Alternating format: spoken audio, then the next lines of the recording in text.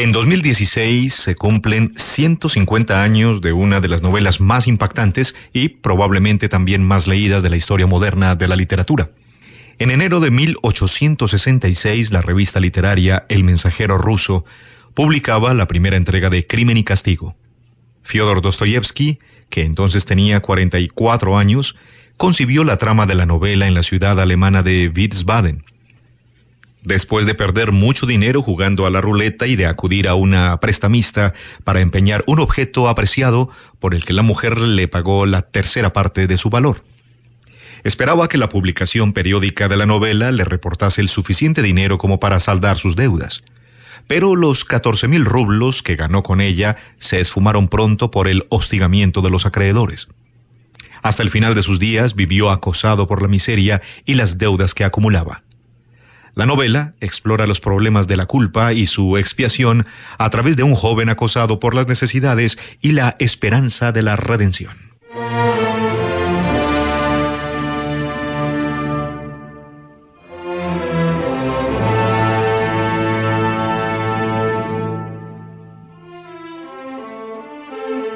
Aquí un abrebocas a leer o releer Crimen y Castigo, esta magnífica obra.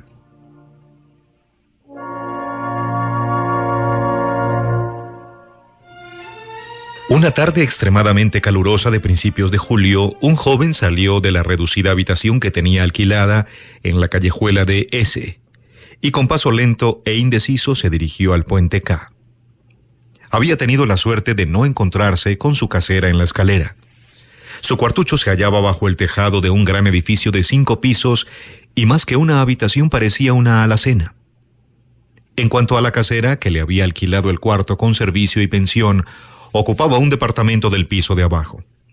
De modo que nuestro joven, cada vez que salía, se veía obligado a pasar por delante de la puerta de la cocina que daba a la escalera y estaba casi siempre abierta de par en par.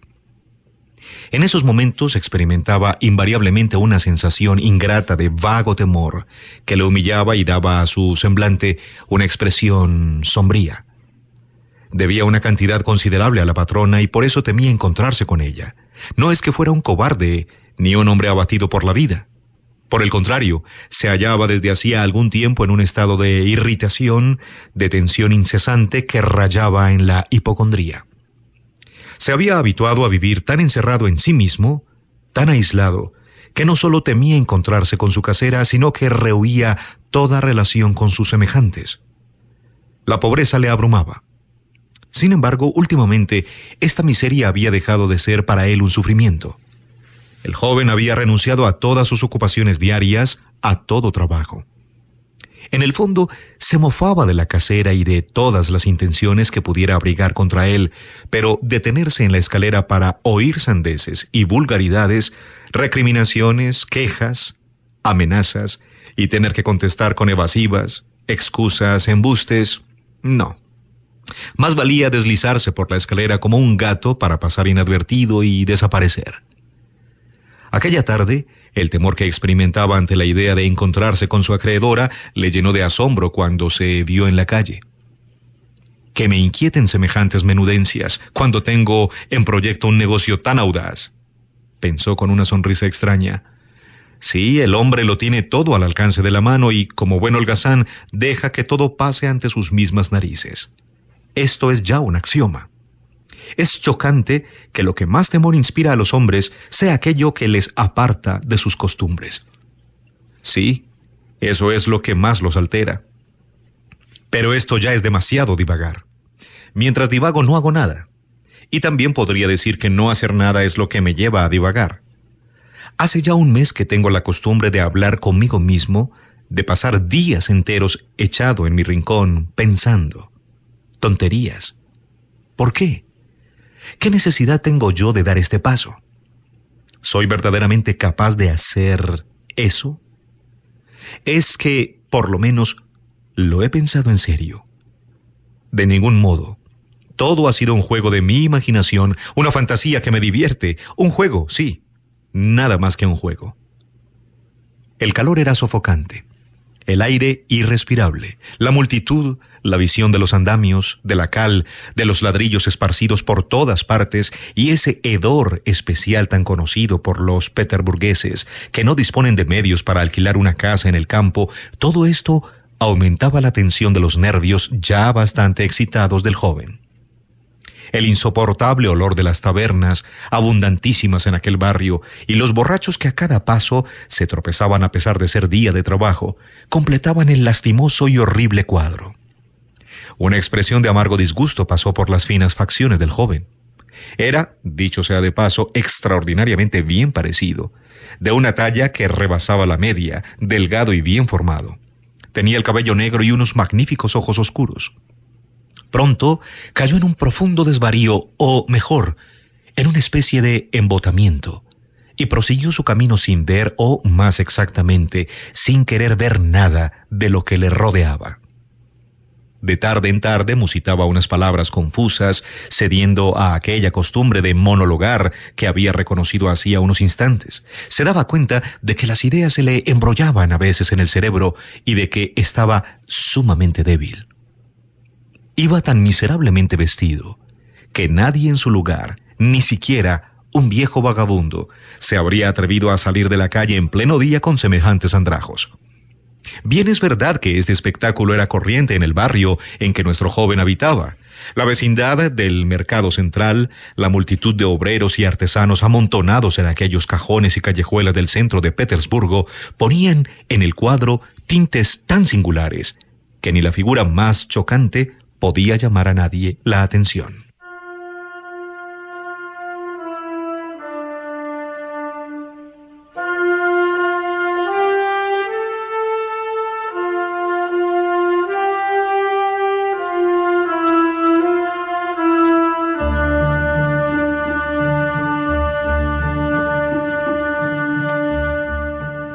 Por otra parte, se había apoderado de aquel hombre un desprecio tan feroz hacia todo que, a pesar de su altivez natural un tanto ingenua, exhibía sus harapos sin rubor alguno.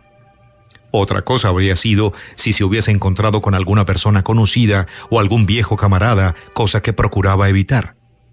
Sin embargo, se detuvo en seco y se llevó nerviosamente la mano al sombrero cuando un borracho al que transportaban, no se sabe a dónde ni por qué, en una carreta vacía que arrastraban al trote 2 grandes caballos, le dijo a voz en grito: tú, sombrero alemán!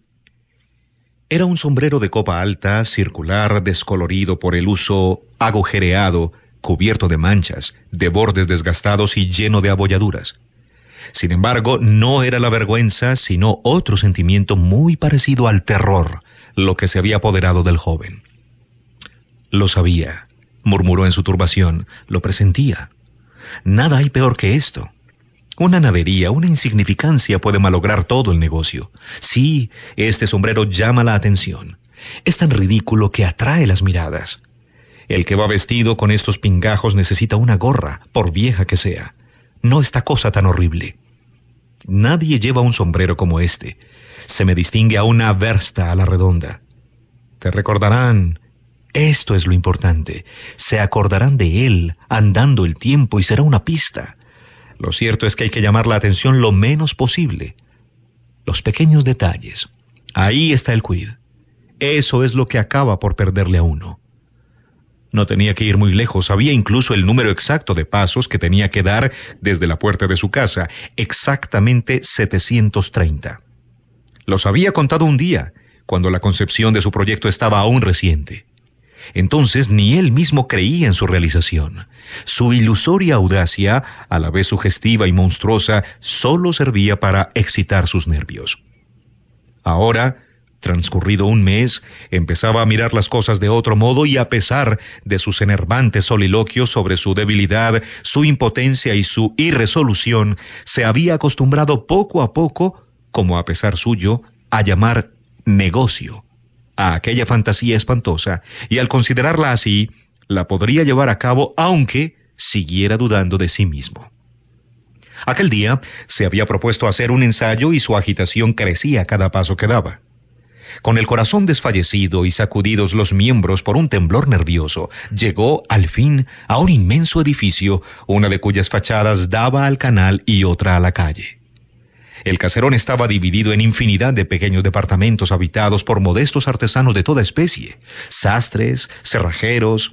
Había allí cocineras, alemanes, prostitutas, funcionarios de ínfima categoría. El ir y venir de gente era continuo a través de las puertas y de los dos patios del inmueble. Lo guardaban 3 o 4 porteros, pero nuestro joven tuvo la satisfacción de no encontrarse con ninguno. Franqueó el umbral y se introdujo en la escalera de la derecha, estrecha y oscura, como era propio de una escalera de servicio. Pero estos detalles eran familiares a nuestro héroe y, por otra parte, no le disgustaban. En aquella oscuridad no había que temer a las miradas de los curiosos. Si tengo miedo en este ensayo, ¿qué sería si viniese a llevar a cabo de verdad el negocio?, pensó involuntariamente al llegar al 4º piso. Allí le cortaron el paso varios antiguos soldados que hacían el oficio de mozos y estaban sacando los muebles de un departamento ocupado. El joven lo sabía por un funcionario alemán casado. Ya que este alemán se muda, se dijo el joven, en este rellano no habrá durante algún tiempo más inquilino que la vieja. Esto está más que bien. Llamó a la puerta de la vieja. La campanilla resonó tan débilmente que se diría que era de hojalata y no de cobre. Así eran las campanillas de los pequeños departamentos en todos los grandes edificios semejantes a aquel. Pero el joven se había olvidado ya de este detalle y el tintineo de la campanilla debió de despertar claramente en él algún viejo recuerdo, pues se estremeció. La debilidad de sus nervios era extrema. Transcurrido un instante, la puerta se entreabrió. Por la estrecha abertura, la inquilina observó al intruso con evidente desconfianza. Solo se veían sus ojillos brillando en la sombra. Al ver que había gente en el rellano, se tranquilizó y abrió la puerta. El joven franqueó el umbral y entró en un vestíbulo oscuro dividido en 2 por un tabique, tras el cual había una minúscula cocina. La vieja permanecía inmóvil ante él. Era una mujer menuda, reseca, de unos 60 años, con una nariz puntiaguda y unos ojos chispeantes de malicia. Llevaba la cabeza descubierta y sus cabellos, de un rubio desvaído y con solo algunas hebras grises, estaban embadurnados de aceite. Un viejo chal de franela rodeaba su cuello, largo y descarnado como una pata de pollo, y a pesar del calor llevaba sobre los hombros una pelliza pelada y amarillenta. La tos la sacudía a cada momento. La vieja gemía. El joven debió de mirarla de un modo algo extraño, pues los menudos ojos recobraron su expresión de desconfianza. Raskolnikov, estudiante. Vine a su casa hace un mes, barbotó rápidamente, inclinándose a medias, pues se había dicho que debía mostrarse muy amable. Lo recuerdo, muchacho, lo recuerdo perfectamente, articuló la vieja sin dejar de mirarlo con una expresión de recelo. Bien, pues he venido para un negocio como aquel, dijo Raskolnikov, un tanto turbado y sorprendido por aquella desconfianza. Tal vez esta mujer es siempre así y yo no lo advertí la otra vez, pensó desagradablemente impresionado. La vieja no contestó, parecía reflexionar. Después indicó al visitante la puerta de su habitación mientras se apartaba para dejarla pasar. Entre, muchacho. La reducida habitación donde fue introducido el joven tenía las paredes revestidas de papel amarillo. Cortinas de muselina pendían ante sus ventanas adornadas con macetas de geranios. En aquel momento el sol poniente iluminaba la habitación. Entonces, se dijo de súbito Raskolnikov, también seguramente lucirá un sol como este. Y paseó una rápida mirada por toda la habitación para grabar hasta el menor detalle en su memoria. Pero la pieza no tenía nada de particular. El mobiliario, decrépito, de madera clara, se componía de un sofá enorme, de respaldo curvado, una mesa ovalada colocada ante el sofá, un tocador con espejo, varias sillas adosadas a las paredes y 2 o 3 grabados sin ningún valor que representaban señoritas alemanas, cada una con un pájaro en la mano. Esto era todo. En un rincón, ante una imagen, ardía una lamparilla. Todo resplandecía de limpieza. Esto es obra de Lisbeth, pensó el joven. Nadie habría podido descubrir ni la menor partícula de polvo en todo el departamento. Solo en las viviendas de estas perversas y viejas viudas puede verse una limpieza semejante, se dijo Raskolnikov. y dirigió con curiosidad y al soslayo una mirada a la cortina de indiana que ocultaba la puerta de la segunda habitación, también sumamente reducida, donde estaban la cama y la cómoda de la vieja y en la que él no había puesto los pies jamás. Ya no había más piezas en el departamento. «¿Qué desea usted?», preguntó ásperamente a la vieja, que apenas había entrado en la habitación se había plantado ante él para mirarle frente a frente. «Vengo a empeñar esto», y sacó del bolsillo un viejo reloj de plata, en cuyo dorso había un grabado que representaba el globo terrestre y del que pendía una cadena de acero. «Pero si todavía no me ha devuelto la cantidad que le presté. El plazo terminó hace 3 días. Le pagaré los intereses de un mes más. Tenga paciencia». «Soy yo quien ha de decidir tener paciencia o vender inmediatamente el objeto empeñado, jovencito». «¿Me dará una buena cantidad por el reloj, Alena Ivanovna?». «Pero si me trae usted una miseria. Este reloj no vale nada, mi buen amigo. La vez pasada le di 2 hermosos billetes por un anillo que podía obtenerse nuevo en una joyería por solo 1,5 rublos. Deme 4 rublos y lo desempeñaré. Es un recuerdo de mi padre. Recibiré dinero de un momento a otro». «1,5 rublos, y le descontaré los intereses». «¿1,5 rublos?», exclamó el joven. «Si no le parece bien, se lo lleva». Y la vieja le devolvió el reloj. Él lo cogió y se dispuso a salir indignado, pero de pronto cayó en la cuenta de que la vieja usurera era su último recurso y de que había ido allí para otra cosa. «Venga el dinero», dijo secamente. La vieja sacó unas llaves del bolsillo y pasó a la habitación inmediata. Al quedar a solas, el joven empezó a reflexionar mientras aguzaba el oído. Hacía deducciones. Oyó abrir la cómoda. «Sin duda, el cajón de arriba», dedujo. «Lleva las llaves en el bolsillo derecho. Un manojo de llaves en un anillo de acero. Hay una mayor que las otras y que tiene el pelotón dentado. Seguramente no es de la cómoda. Por lo tanto, hay una caja, tal vez una caja de caudales. Las llaves de las cajas de caudales suelen tener esa forma. ¡Ah, qué innoble es todo esto!». La vieja reapareció. «Aquí tiene, amigo mío. A 10 kopecks por rublo y por mes. Los intereses del 1,5 rublos son 15 kopecks que cobro por adelantado. Además, por los 2 rublos del préstamo anterior he de descontar 20 kopecks para el mes que empieza, lo que hace un total de 35 kopecks. Por lo tanto, usted ha de recibir por su reloj 1 rublo y 15 kopecks. Aquí los tiene». «¿Así? ¿Todo ha quedado reducido a 1 rublo y 15 kopecks?» «Exactamente». El joven cogió el dinero, no quería discutir. Miraba a la vieja y no mostraba ninguna prisa por marcharse. Parecía deseoso de hacer o decir algo, aunque ni él mismo sabía exactamente qué.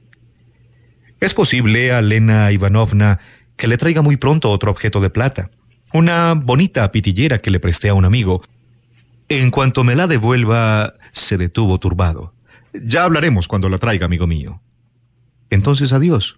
¿Está usted siempre sola aquí? ¿No está nunca su hermana con usted?», preguntó en el tono más indiferente que le fue posible mientras pasaba al vestíbulo. «¿A usted qué le importa?». «No lo he dicho con ninguna intención. Usted enseguida...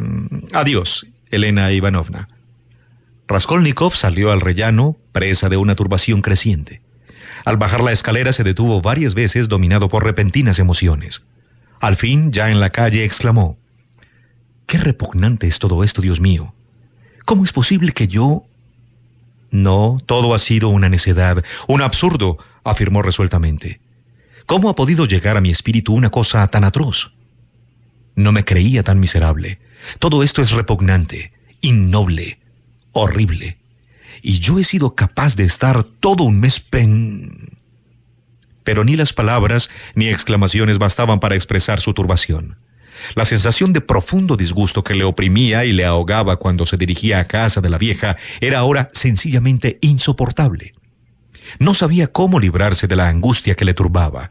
Iba por la acera como embriagado. No veía a nadie, tropezaba con todos. No se recobró hasta que estuvo en otra calle. Al levantar la mirada vio que estaba a la puerta de una taberna. De la acera partía una escalera que se hundía en el subsuelo y conducía al establecimiento. De él salían en aquel momento 2 borrachos. Subían la escalera apoyados el uno en el otro e injuriándose. Raskolnikov bajó la escalera sin vacilar. No había entrado nunca en una taberna, pero entonces la cabeza le daba vueltas y la sed le abrazaba. Le dominaba el deseo de beber cerveza fresca, en parte para llenar su vacío estómago, ya que atribuía al hambre su estado. Se sentó en un rincón oscuro y sucio, ante una pringosa mesa, pidió cerveza y se bebió un vaso con avidez. Al punto experimentó una impresión de profundo alivio. Sus ideas parecieron aclararse. Todo esto son necedades, se dijo reconfortado. No había motivo para perder la cabeza. Un trastorno físico, sencillamente. Un vaso de cerveza, un trozo de galleta y ya está firme el espíritu y el pensamiento se aclara y la voluntad renace. ¡Cuánta nimiedad!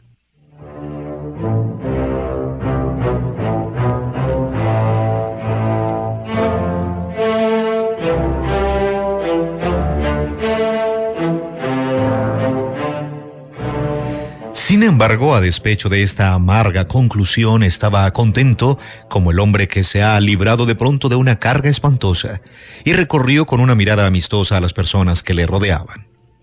Pero en lo más hondo de su ser presentía que su animación, aquel resurgir de su esperanza, era algo enfermizo y ficticio. La taberna estaba casi vacía.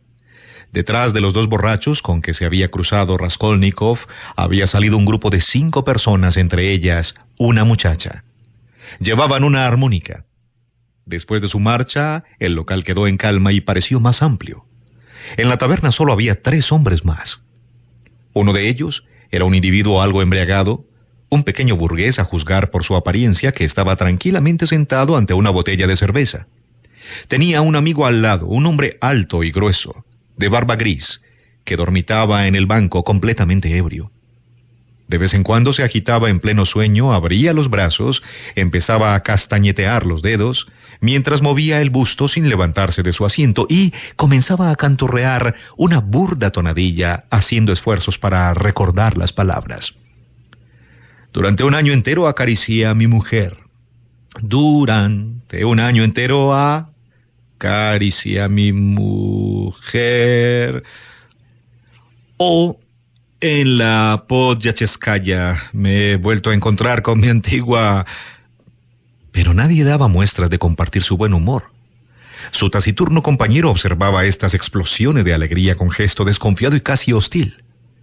El tercer cliente tenía la apariencia de un funcionario retirado. Estaba sentado aparte, ante un vaso que se llevaba de vez en cuando a la boca, mientras lanzaba una mirada en torno de él. También este hombre parecía presa de cierta agitación interna.